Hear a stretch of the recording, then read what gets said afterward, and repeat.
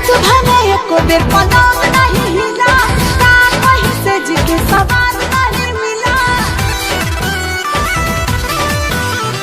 रात भर एको बेर पलंग नहीं हिला, का कहीं सेज के सवार नहीं मिला।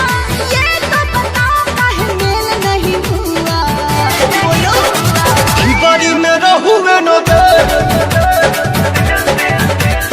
ढिबारी में रहुए न दे, यही से रात खेल नहीं हुआ।